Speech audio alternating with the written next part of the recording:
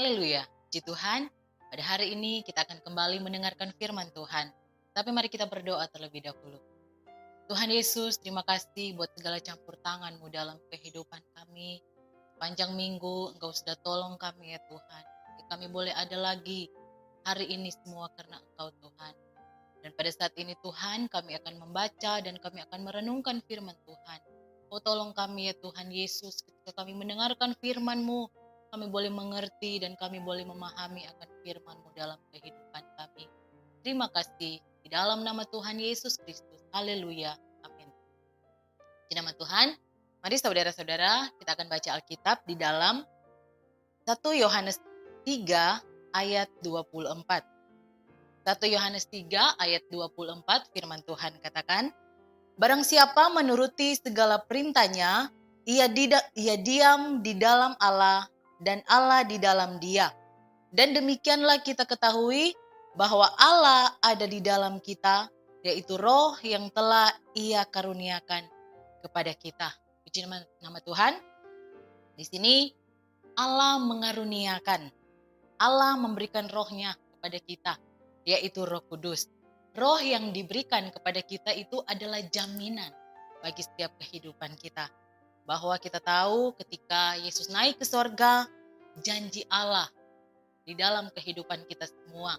Dia akan memberikan seorang penolong yang lain, yaitu Roh Kudus yang akan memimpin kita, yang akan menolong kita, bahkan akan tinggal di dalam kehidupan kita. Yesus katakan bahwa jikalau kamu mengasihi aku, kamu akan menuruti segala perintahku.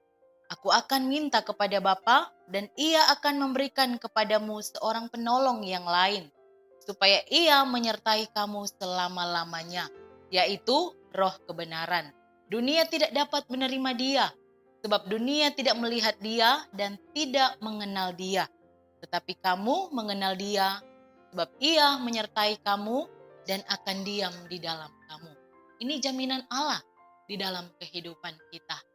Ia memberikan penolong. Yesus memberikan Roh Kudus di dalam kehidupan kita. Dia akan tinggal dan diam di dalam kehidupan kita. Kita ini adalah bait Allah, tempat kediaman Allah. Oleh sebab itu, kita ini adalah bait Roh Kudus. Karena firman Tuhan katakan di dalam 1 Korintus 3 ayat 16 sampai 17, tidak tahukah kamu bahwa kamu adalah bait Allah dan bahwa roh Allah diam di dalam kamu. Jika ada orang yang membinasakan bait Allah, maka Allah akan membinasakan dia, sebab bait Allah adalah kudus dan bait Allah itu ialah kamu. Kita adalah bait Allah, tempat kediaman Allah sendiri. Oleh sebab itu mari jaga kehidupan kita. Jangan melakukan lagi hal-hal yang menyakiti hati Tuhan. Hal-hal yang tidak berkenan di hadapan Tuhan. Kita hidup bukan milik kita sendiri lagi, tetapi hidup kita ini adalah milik Kristus. Berarti kita harus melakukan hal-hal yang benar di dalam Tuhan. Roh Kuduslah inilah yang menjadi tanda bahwa kita ini adalah anak-anak Allah. Roma 8:14 katakan, semua orang yang dipimpin Roh Allah adalah anak Allah. Ketika kita sudah menuruti firman Tuhan, maka yang Yesus lakukan dalam kehidupan kita bahwa dia akan tinggal diam. Ada roh Allah yang diam di dalam kehidupan kita. Roh Kudus inilah yang akan memimpin setiap kehidupan kita. Roh Kudus inilah yang akan memberikan kita kemampuan untuk melakukan setiap perintah Tuhan di dalam kehidupan kita. Ada satu, atau dikatakanlah bahwa ini adalah amanat agung. Ketika Yesus mau naik ke sorga, dia mengatakan kepada murid-muridnya untuk beritakan Injil sampai ke ujung bumi. Tapi pada saat itu ketika Yesus naik ke sorga, dia janjikan seorang penolong, seorang penghibur. Dia memberikan Roh Kudus kepada murid-muridnya karena dia tahu bahwa murid-muridnya tidak mampu untuk melakukan semuanya itu sendiri. Sehingga Yesus katakan di dalam kita buka di dalam Matius 28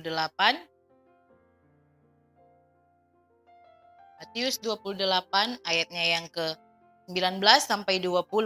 Karena itu pergilah, jadikanlah semua bangsa muridku Dan baptislah mereka dalam nama Bapa dan Anak dan Roh Kudus.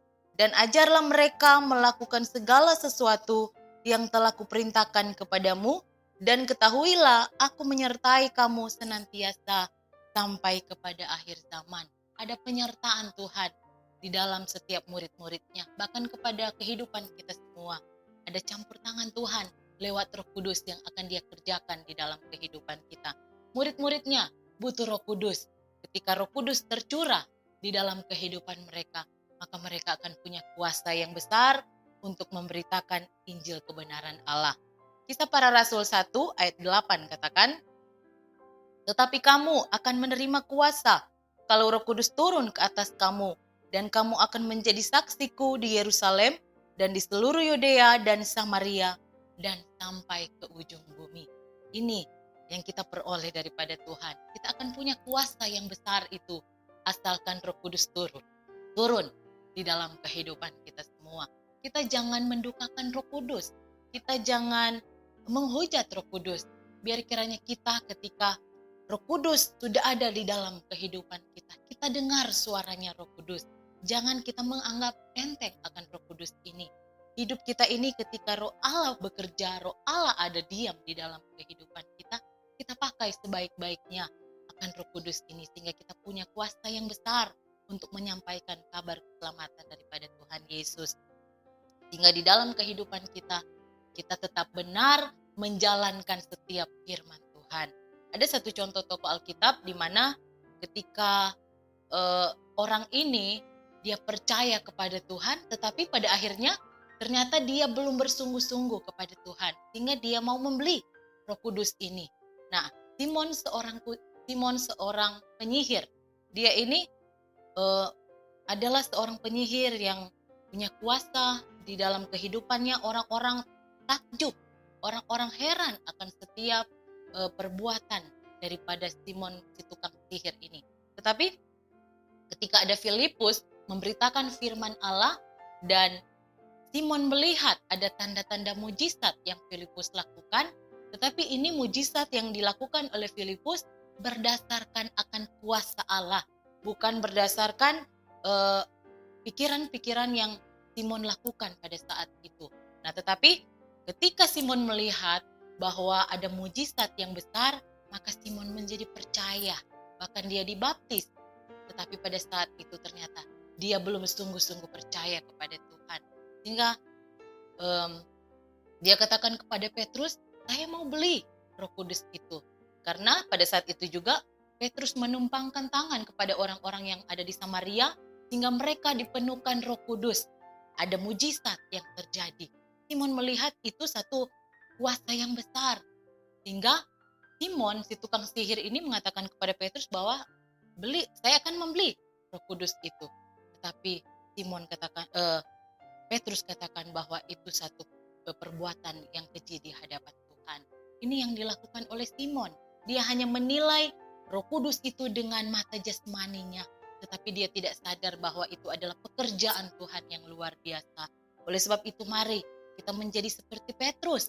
Dia dulunya sudah berkhianat kepada Tuhan, tetapi ketika Roh Kudus ada, Roh Allah mengurapi dia. Dia punya kuasa yang besar. Dia melayani Tuhan, memberitakan Injil. Petrus bertobat.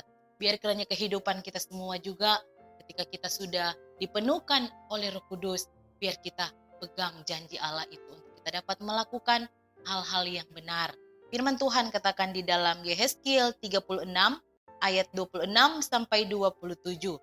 Kamu akan kuberikan hati yang baru dan roh yang baru di dalam batinmu, dan aku akan menjauhkan dari tubuhmu hati yang keras dan kuberikan kepadamu hati yang taat.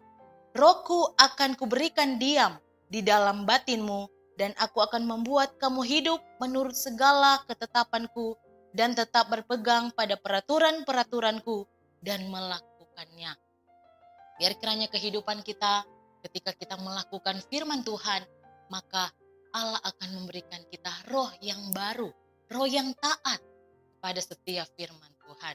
Puji nama Tuhan, biarlah kiranya firman Tuhan ini boleh menguatkan iman percaya kita di dalam kita mengiring akan Tuhan. Kita berdoa. Terima kasih Tuhan Yesus buat kesempatan hari ini.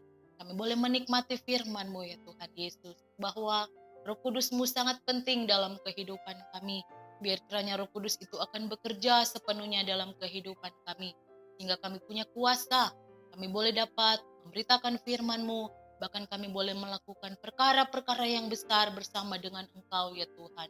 Penuhi hati kami, penuhi kami dengan Roh Kudus-Mu ya Tuhan Yesus. Terima kasih sudah berdoa di dalam nama Tuhan Yesus Kristus. Haleluya.